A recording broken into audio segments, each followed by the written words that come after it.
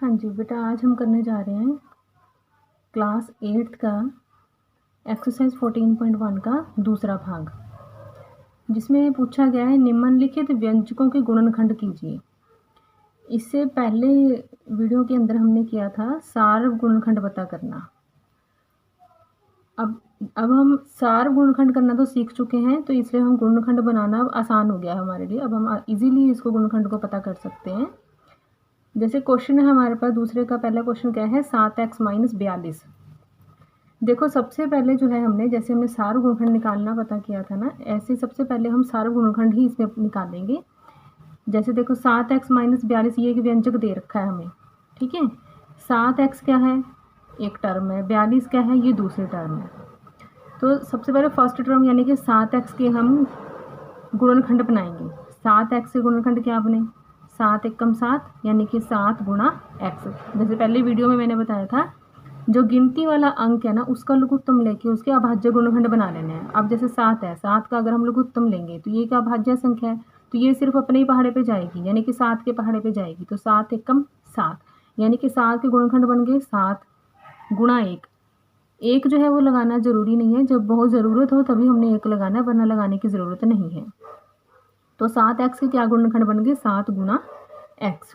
इसी तरह से अगली जो दूसरी टर्म है हमारे पास वो है 42। 42 के गुणनखंड हम बनाएंगे।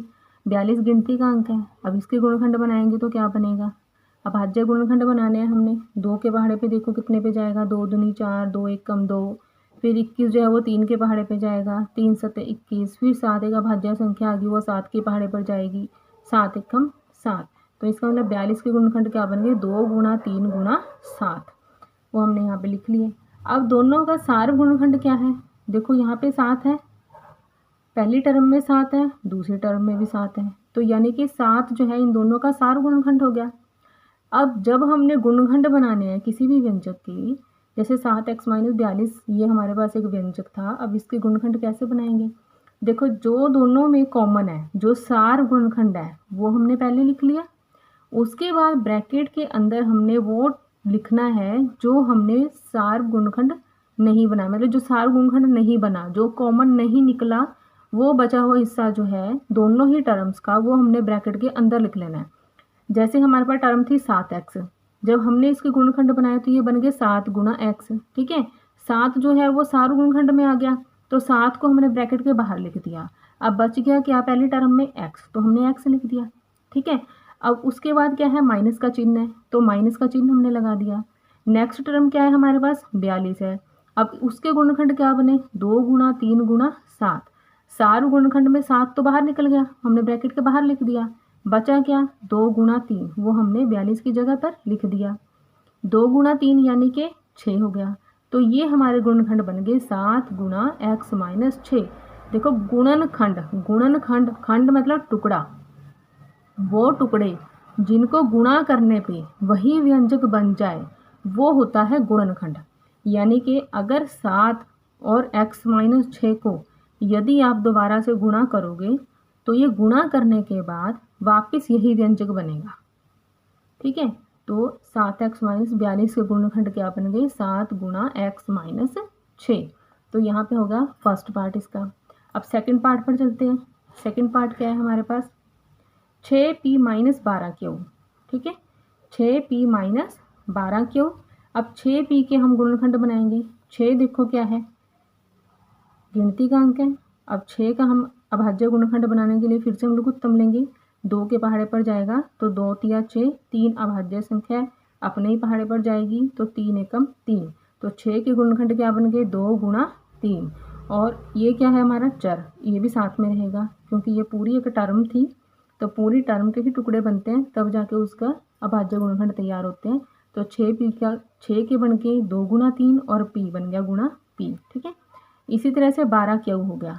12 क्यू देखो 12 है, गिनती का अंक है, इसके हम अगर लघुत्तम लेके गुणनखंड बनाएंगे तो क्या बनेगा, 2 के पहाड़े पे 2 छिके 12 हो गया, फिर 2 के पहाड़े पर 2 तिया 6 हो गया, फिर 3 के पहाड़े पर 3 एकम 3 हो गया। यानी कि इसके गुणनखंड बन गए 2 गुणा 2 गुणा 3, और ये क्यू हो गया चर, ठीक है। तो सार गुणनखंड क्या बन गया हमारे पास, सार गुणनखंड होगा, देखो 2 पहली टर्म में है, 2 दूसरी टर्म में भी है, 3 पहली टर्म में है, दूसरी टर्म में भी है, ठीक है। तो सार गुणनखंड क्या तैयार हो गया, 2 गुणा 3। जो चर थे पी जो है वो इस टर्म में था लेकिन सेकंड टर्म में नहीं है, क्यू इस टर्म में है लेकिन पहली वाली टर्म में नहीं था, तो वो क्यू जो है वो सार गुणनखंड नहीं है, ना ही पी एक सार गुणनखंड है। और जो ये दूसरा 2 लिखा हुआ है वो 12 क्यू में तो है लेकिन 6 पी में नहीं है, तो इसलिए ये भी सार गुणनखंड नहीं है। तो सार गुणनखंड क्या बना हमारे पास, 2 गुणा 3। तो अब इसके 6 पी माइनस 12 क्यू जो व्यंजक हमें दे रखा है, इसके गुणनखंड किस तरह से बनाएंगे हम। देखो सार गुणनखंड को ठीक पहले की तरह हमने ब्रैकेट में सार गुणनखंड क्या था हमारे पास, 2 गुणा 3, ठीक है। अब बच गया क्या, फर्स्ट टर्म के अंदर क्या था, 6 पी। अब 6 पी के क्या गुणनखंड थे, 2 गुणा 3 गुणा पी, जिसमें से 2 गुणा 3 तो हमारे पास सार गुणनखंड के रूप में बाहर आ गया, ठीक है। बच गया क्या इसमें, पी। अब दूसरी टर्म जो है उसके अंदर 2 गुणा 3 सार गुणनखंड के रूप में बाहर आ गया, बच गया सेकंड टर्म के अंदर 2 गुणा क्यू यानी कि 2 क्यू। अब 2 गुणा 3 बन के 2 और 3 गुणा होकर कितने हो गए, 6, और ये होगी ब्रैकेट पी माइनस 2 क्यू, यानी कि गुणनखंड बन गए 6 गुणा पी माइनस 2 क्यू, ठीक। अब हो गया हमारा सेकंड पार्ट। अब थर्ड पार्ट की ओर चलते हैं हम। इसी का थर्ड पार्ट जो है, देखो 7a स्क्वायर जमा 14a 14a, ठीक है। 7a स्क्वायर फर्स्ट टर्म है हमारे पास 7a, ये टर्म होगी, 7a स्क्वायर पहली टर्म है, 14a दूसरी टर्म है, ठीक है। 7a स्क्वायर के हम गुणनखंड बनाएंगे 7 गुणा, मैंने पहले बताया था पिछली वीडियो के अंदर, a स्क्वायर यानी कि इसकी पावर जो है वो 2 है, तो इसका मतलब इसको 2 बार लिखा जाएगा, 2 बार इसको गुणा किया जाएगा, तो इसके गुणनखंड बन गए 7 गुणा a।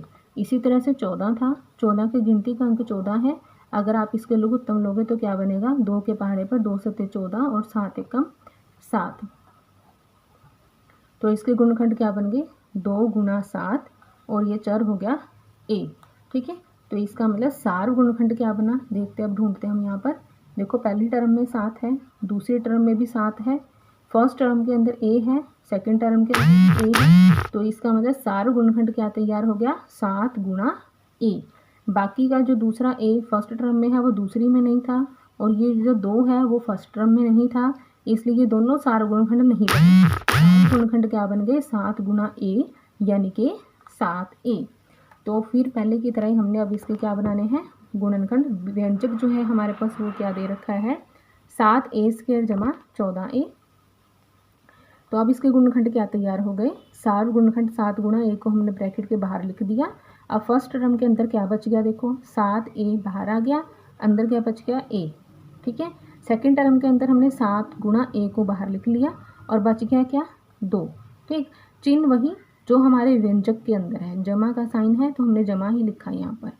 अब ये 7 गुणा a गुणा होके बन गए 7a, और ये हो गया a+2, यानी कि पूरा व्यंजक का जो हमारे पास जो दिया हुआ था, इसके गुणनखंड क्या बन गए, 7a गुणा a जमा 2, ठीक।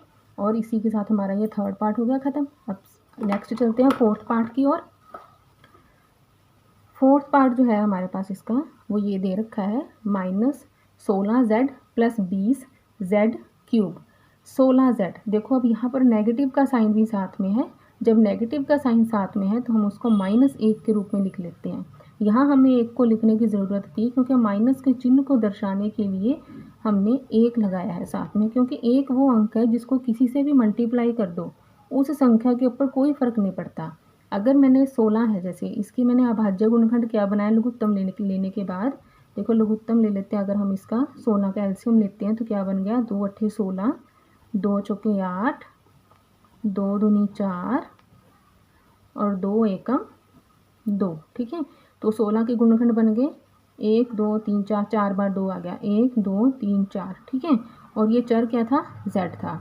अब ये सबका देखो 16z है, ठीक है। अगर माइनस का 1, हम माइनस के चिन्ह को रिप्रेजेंट करने के लिए हमने 1 लगाया है, क्योंकि 1 से यदि हम 16 को गुणा करेंगे, 1 गुणा 16 करते हैं तो 16 एकम 16 ही बनेगा, इस पर कोई भी फ़र्क जो है वो नहीं पड़ेगा, इसलिए हमने माइनस को रिप्रेजेंट करने के लिए माइनस का 1 लगाया है साथ में, ठीक है।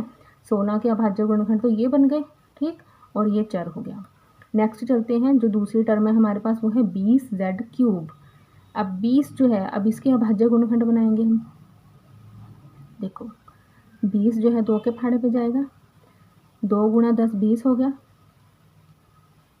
फिर 2 के पहाड़े पे जाएगा, 2 पंजे 10 हो गया।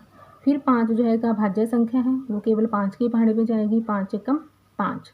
तो हमारे पास जो है इसके गुणनखंड क्या बन गए, 2 गुणा 2 गुणा 5। z³ लिखा हुआ यानी कि ये 3 बार आएगा, z को हमने 3 बार लिखा, z गुणा z गुणा z। अब इनका सार गुणनखंड क्या बना, चेक करते हैं। देखो 2 इस टर्म में है, इस टर्म में भी है, फिर नेक्स्ट 2 जो है वो भी दोनों टर्म्स के अंदर है।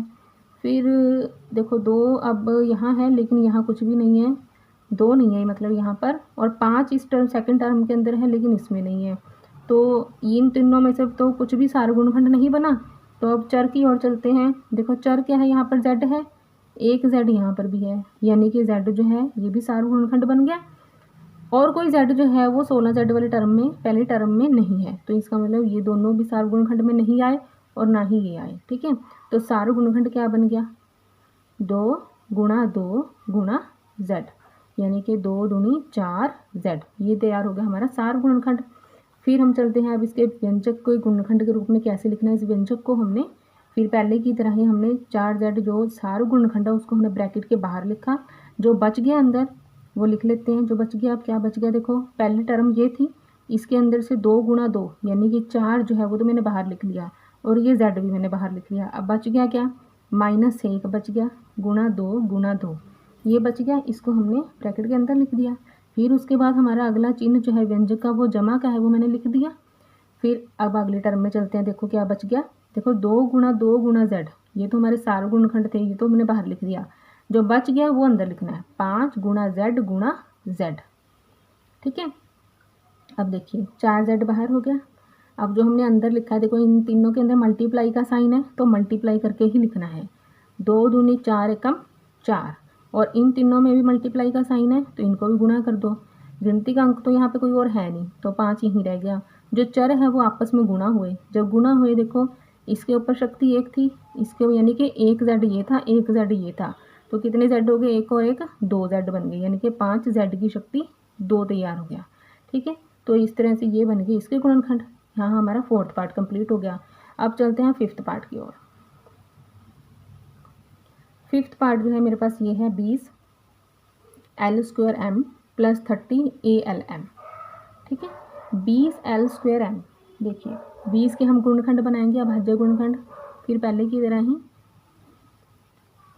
20 के हमने अभाज्य गुणनखंड बनाए, 2 10 आ गया, 10 दूना 20, फिर 2 के पहाड़े पे जाएगा, 2 पंजे 10 आ गया, 5 एक अभाज्य संख्या केवल अपने ही पहाड़े पे जाएगी, 5 एकम 5 आ गया। तो अब 20 के गुणनखंड क्या बन गए, 2 गुणा 2 गुणा 5, l के ऊपर स्क्वायर था यानी कि 2 बार लिखा जाएगा। फिर है चर m। फिर नेक्स्ट चलता है 30 के ऊपर। ठीक है, 30 का हम लेंगे हम लोग उत्तम, यहाँ पर 2 के पहाड़े पर गया, 15 दूना 30 हो गया, फिर 15 3 के पहाड़े पर जाएगा, 3 पंजे 15 हो गया, 5 अभाज्य संख्या होगी, केवल अपने पहाड़े पर जाएगी। ठीक है, तो 30 के जो लघुत्तम है लेने के बाद गुणनखंड क्या बने, 2 गुणा 3 गुणा 5, और चर है a और l और m। ठीक है, तो सार गुणनखंड क्या बना, देखो जो दोनों ही टर्म्स के अंदर कॉमन है वो सार गुणनखंड है।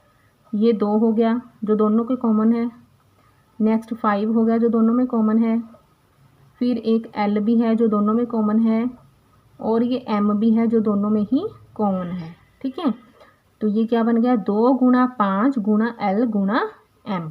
2 गुणा 5 गुणा करने पे क्या बन गया 10, l गुणा m कितना हो गया lm।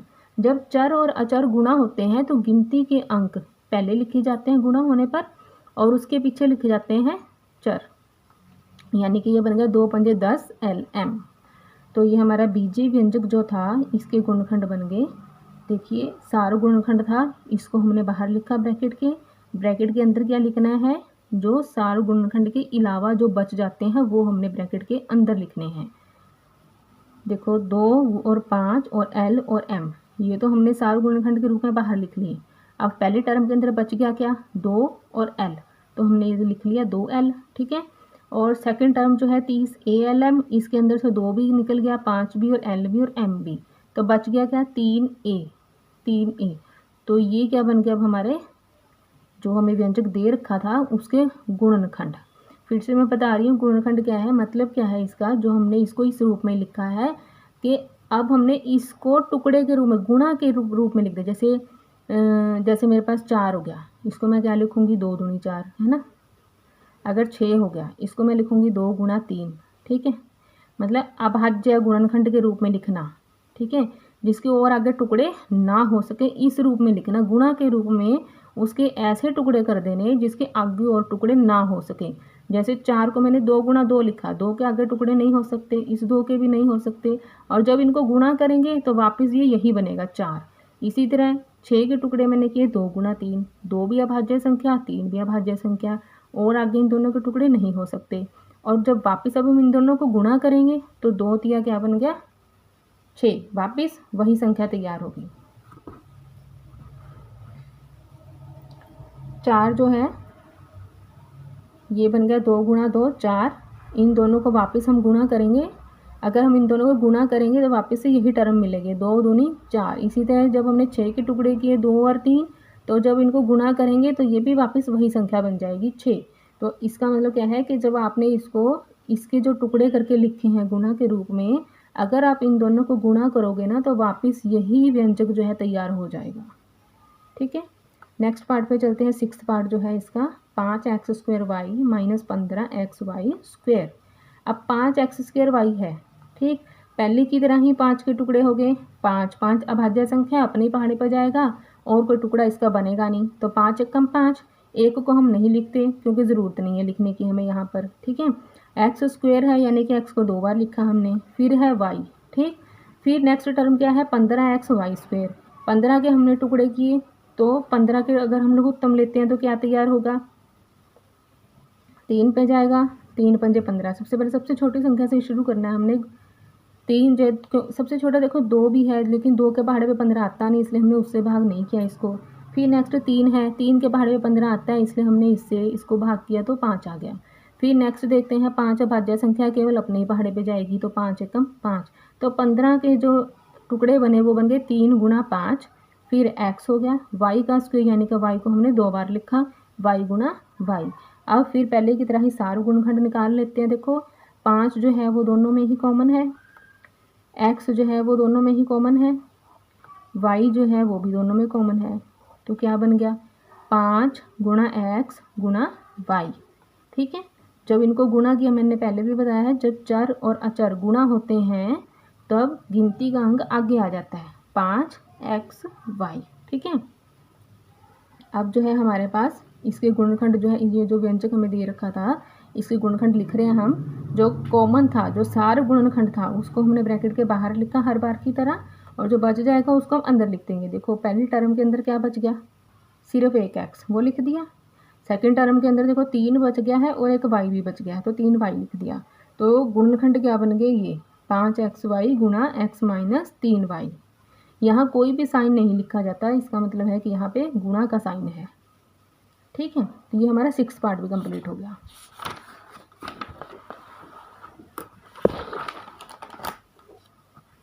नेक्स्ट चलते हैं हम इसके 7th पार्ट पर। 7th पार्ट देखिए क्या है, 10a² minus 15b² plus 20c²। यहाँ पर 3 टर्म्स हैं, 1 2 3। पहली टर्म है 10a², तो 10 के हमने टुकड़े किए, 2 गुणा 5, 2 पंजे 10 हो गया। a के ऊपर स्क्वायर था यानी कि a गुणा a हो गया। फिर उसके बाद क्या है 15b²। 15 के हमने टुकड़े किए वही लघुत्तम लेके, 3 गुणा 5 बन गया। b के ऊपर स्क्वायर है तो b गुणा b बन गया, ठीक है। फिर नेक्स्ट थर्ड टर्म क्या है 20c², 20। अब 20 का लघुत्तम लेंगे हम, देखो फिर पहले की तरह ही अगर हम 20 का लघुत्तम लेते हैं, देखो 2 के पहाड़े पर जाएगा, 2 गुणा 10 20 हो गया। फिर 2 के पहाड़े पर जाएगा, 2 पंजे 10 हो गया। फिर 5 अभाज्य संख्या आएगी, केवल अपने ही पहाड़े पर जाएगी, तो 5 एकम 5 बन गया। तो 20 के हमने टुकड़े कर दिए, 2 गुणा 5। सी के ऊपर स्क्वायर है यानी कि सी गुणा सी हो गया। अब सार्व गुणनखंड निकाल लेते हैं हम। सार्व गुणनखंड देखिए 2 यहाँ है लेकिन ना इस टर्म में नहीं है, 15 20 वाले में 2 जो है गुणनखंड के रूप में है नहीं, तो ये तो सार्व गुणनखंड बना नहीं है। उसके बाद 5 देखते हैं हम। देखो 5 यहाँ है और यहाँ पर भी है, यानी कि 5 सार्व गुणनखंड बन गया। अब आगे चलते हैं। देखो चर ए है यहाँ नहीं है, यहाँ नहीं है। इसी तरह से बी यहाँ है, यहाँ भी नहीं है, यहाँ भी नहीं है। सी यहाँ है लेकिन बाकी की 2 टर्म्स के अंदर नहीं है, तो इसका मतलब इस व्यंजक के बीच में सार्व गुणनखंड केवल 5 ही बना।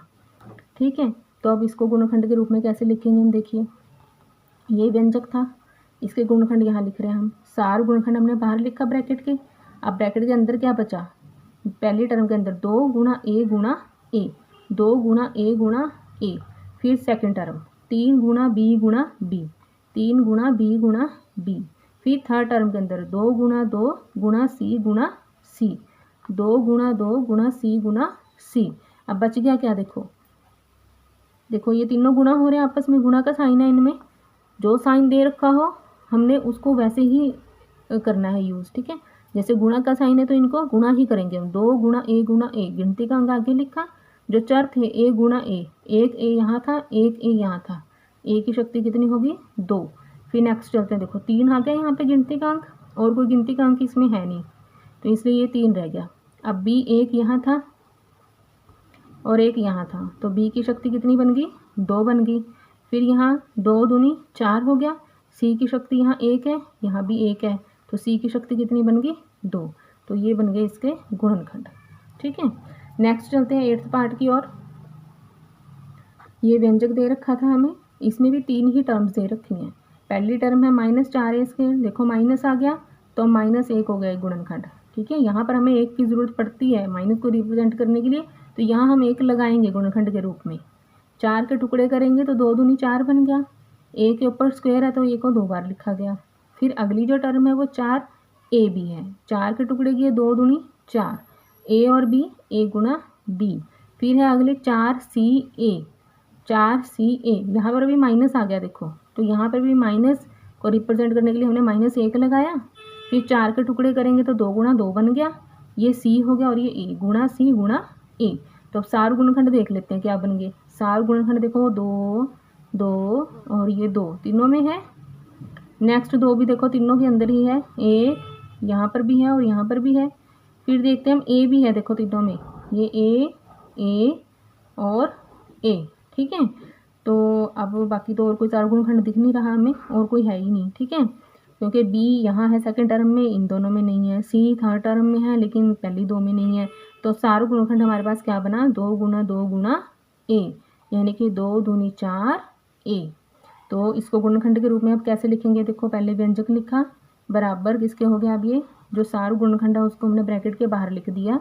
अब अंदर क्या बच गया मेरे पास, देखो फर्स्ट टर्म के अंदर -1 बच गया और ए बच गया, वो लिख दिया -1 गुणा ए। फिर सेकंड टर्म के अंदर देखो क्या बच गया, ये तो सब बाहर हो गए। अब ये बी बच गया तो हमने बी लिख दिया। ठीक है, अब थर्ड टर्म के अंदर देखो -1 बच गया, सी बच गया, तो -1 गुणा सी हो गया, माइनस का सी बन गया। अब ये दोनों गुणा हो रहे हैं, ये -1 गुणा सी बन गया था।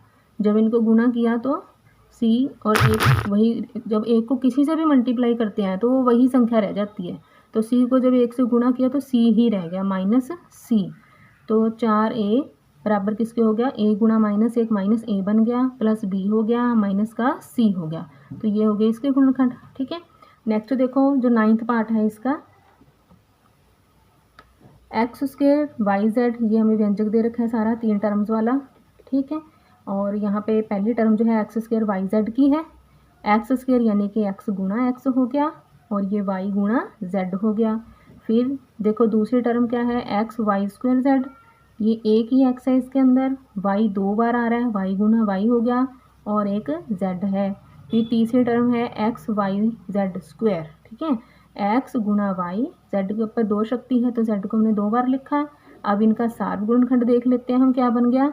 एक x बना जो तीनों के अंदर ही है, और ये y बन गया जो तीनों के अंदर ही है, और ये z बन गया जो तीनों ही टर्म्स में है। तो x गुणा y गुणा z जो है हमारा सार्व गुणनखंड हो गया। जब इनको हमने गुणा किया तो ये बन गया एक्स वाई जेड। ठीक है, तो गुणनखंड के रूप में अब इसको लिखेंगे। पहले व्यंजक लिखा, बराबर किसके हो गया, सार गुणनखंड बाहर लिख दिया ब्रैकेट के अंदर क्या लिखेंगे, जो बच जाता है। ब्रैकेट के अंदर हमने यहाँ पे लिखा, देखो पहली टर्म के अंदर क्या बच गया, एक एक्स बच गया। दूसरी टर्म के अंदर सिर्फ वाई बचा। तीसरी टर्म के अंदर सिर्फ जेड बच गया। तो ये हो गए हमारे गुणनखंड। ठीक, अब है हमारा लास्ट पार्ट जो है इसका बच गया है 10th पार्ट। उसमें भी 3 ही टर्म्स हैं। ठीक है, पहली term A X square Y, दूसरी term B X Y square, तीसरी term C X Y Z. ठीक, पहली टर्म के हम गुणनखंड बनाएंगे। देखो गिनती का अंक तो कोई है नहीं है, सिर्फ चर ही हैं। तो हो गया ए एक्स के ऊपर स्क्वायर है, एक्स 2 बार आ गया, वाई एक ही है, इसको एक ही बार लिखा हमने। दूसरी टर्म है B X Y square, B लिखा, फिर एक्स लिखा, वाई के ऊपर स्क्वायर यानी कि वाई 2 बार लिखा। फिर है सी एक्स वाई जेड, सी गुणा एक्स गुणा वाई गुणा जेड। ठीक है, सारे गुणनखंड क्या बन गए चेक करो। एक्स जो है देखो तीनों के अंदर ही है, फिर देखो वाई है वो भी तीनों में ही है, और तो कुछ है नहीं कॉमन। तो सारा गुणनखंड बन गया एक्स गुणा वाई। तो व्यंजक के रूप में लिखेंगे हम इसको एक्स गुणा वाई, यानी कि एक्स वाई हो गया, एक्स वाई।